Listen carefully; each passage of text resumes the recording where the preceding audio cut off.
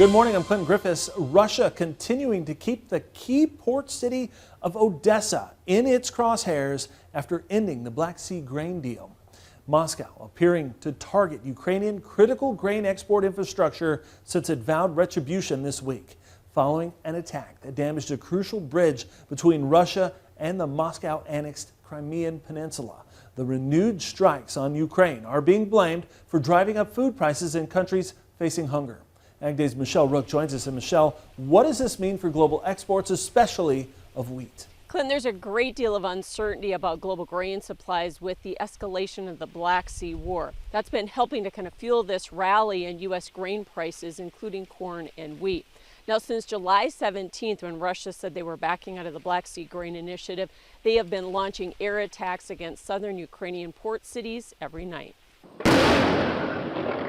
Significant damage was reported at the port of Odessa, which Ukraine officials say will take months to repair.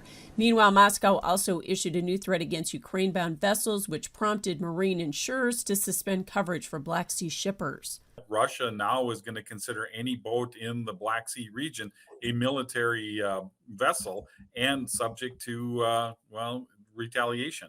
Russia exited the deal, saying it wasn't properly implemented and shipments weren't going to poor countries.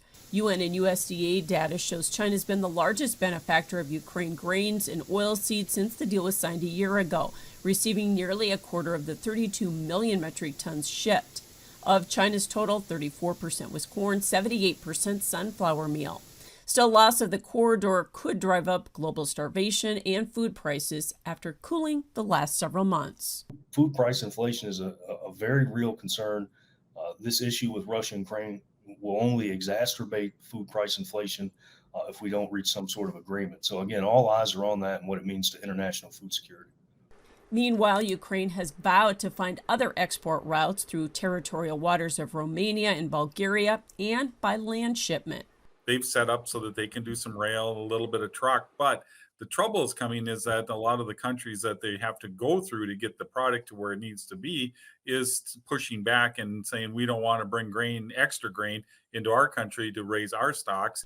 It's unknown if the war will escalate to the point Ukraine and Russian supplies will be cut or if there will be increased Western sanctions. So the full effect on global grain exports is still a wild card. I'm Michelle Rook reporting for Ag Day.